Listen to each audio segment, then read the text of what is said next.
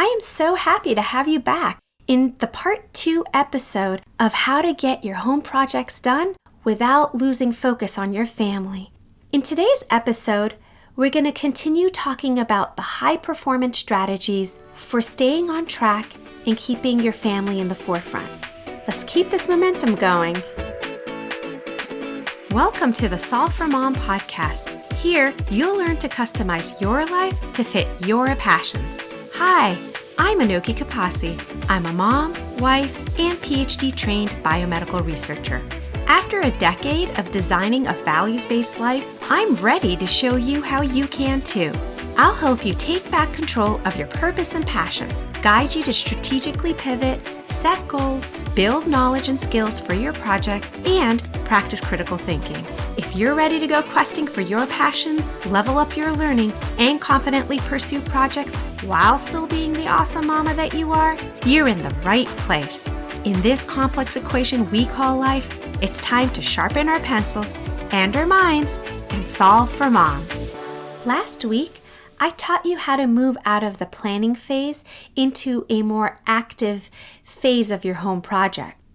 The next thing I'm going to teach you is an active planning step. When you're planning, make sure that you've actually marked out time to work on the home project. Because it's really tempting to work on this during bits and pieces of time throughout the day. But the problem is that you often end up ignoring your family or getting distracted. I often think, I have 5 minutes, let me just start this. But then I get sucked in and I find myself saying out loud, hold on, I'm coming, all day long. And that's not really how I want to interact with my family. It's okay to work in small open windows of time. I even encourage it and teach you strategies for doing that, but you cannot do a whole home project that way. You have to carve out larger chunks of time to work on it. Now, some people might call that time blocking, and that is something that I'm going to talk about in the future because it really has helped me to juggle multiple responsibilities. But without getting into the weeds about the methodology today, because there are many forms, you can have set times or varied times. You can set it for daily or weekly. But the point is that you set aside time to work on it. So instead of thinking of it as, oh gosh, how am I going to find this time? Or I'm taking all this time away from my family to do this home project, you really are doing it for your family. By putting a boundary on the time that you're going to work on your home project, it frees up all the other time for your family and the other things that need your attention. Now, if other times open up, great. But if not, at least you're making progress on this and you get to spend time with your family. The next active planning strategy is what I call the chunk and check process. I don't know what other people call this, but I do this for project management when I'm developing timelines for proposals at work. The problem is that even when you've marked out time, you may not still be making consistent progress towards the final outcome without setting regular checkpoints. Maybe get a pen or pencil out for these next 5 steps. The first step is to figure out what the final product is or deliverable. In the home project example I used last week, your final outcome is setting up a home office. Step 2 is to identify the milestones and key dates, which can then serve as checkpoints. Sometimes these are set by others, like at work that would be my clients. In the home office example, some checkpoints could be the delivery date for large furniture, or the availability of the hardwood flooring guy. The final deadline could also be set by when you have to have your first meeting, so the office needs to be functional and finished, Wi-Fi set up, etc. You also want to consider dates that are incidental, like vacation days or moving dates. So if your family is on vacation and isn't going to be available to let the contractors in to work, you're going to want to note that date down. Or maybe it's the other way around. You prefer that work is getting done while you're not around on vacation. Another type of incidental date is if you have to bundle in a task that has a set date. So maybe there's a specialty shop that you need to go that's 2 hours away, and on a certain date you're already headed there for another errand. It makes sense that you would incorporate that date into your checkpoint. Step 3 is to determine which tasks need to be done before each checkpoint. And then step 4 is to determine the time frame between each checkpoint and then chunking your work so that you can complete each task before the checkpoint. The time you spend on each task might vary, but you just want to ensure that each task gets completed. You also want to keep some things in mind when you're chunking. You want to prioritize the most essential tasks, so the must-dos over the nice-to-dos. And that there might be a sequence to the tasks. Is one task a prerequisite for another task? And then finally, are the times that you're setting realistic, for you to complete the task, or even realistic for your schedule? The last 2 strategies I'm going to share are really fun because they involve your family.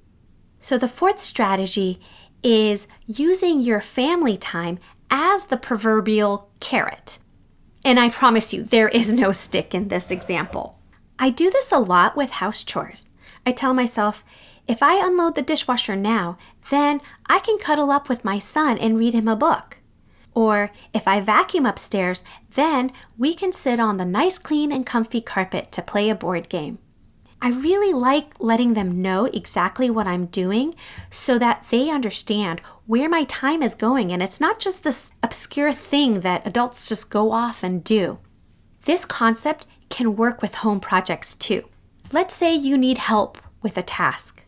You could say, I have to clear this area out so that Dad can assemble the desk for the new office.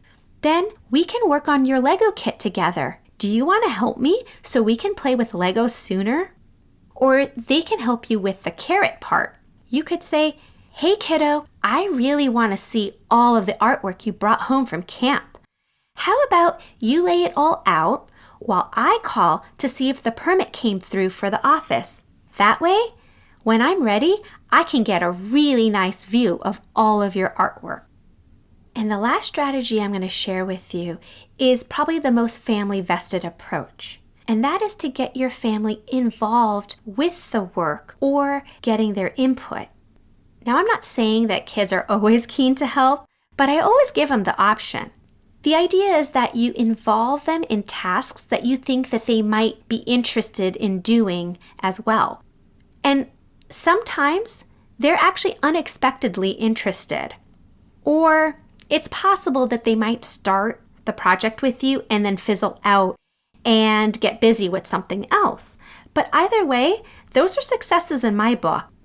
Here's some examples of what I mean. In my garden, my kids like to help in particular with sowing seeds and harvesting, but very little of the nurturing and maintenance that's required in between. One of my sons likes to get his hands really dirty. He likes to play with the dirt and the water, but my other one veers towards things like measuring and counting and reading and labeling. So I get them involved by appealing to those interests of theirs. What kind of tasks interest your kids?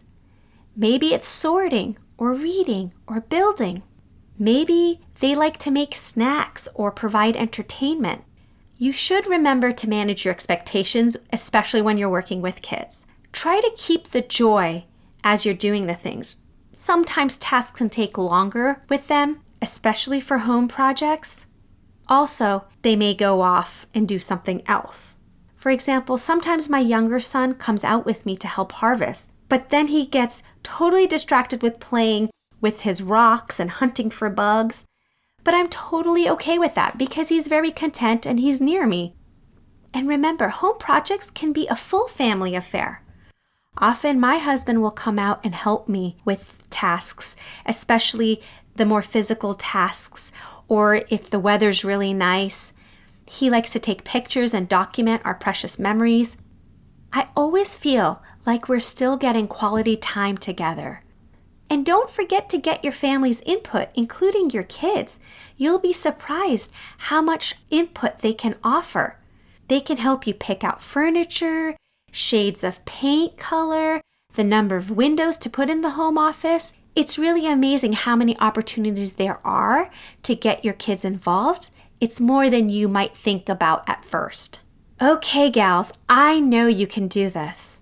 In the last 2 episodes, Part 1 and Part 2 of how to get home projects done while keeping your family at the forefront includes 5 big strategies.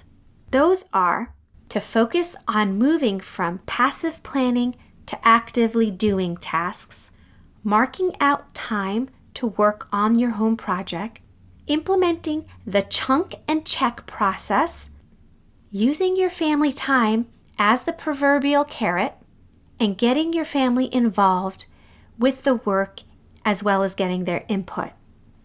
I hope you have fun as you try incorporating these family-centric approaches to your home projects, and then tell me how it's moved your home projects along.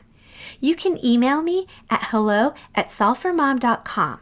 And if you need to revisit any of these strategies, don't forget to use the show notes. I've placed timestamps to help you jump to the right spot in every episode. I hope today's episode will help you pursue your next passion project. If you enjoy this show, please subscribe and tell other ambitious mamas about it.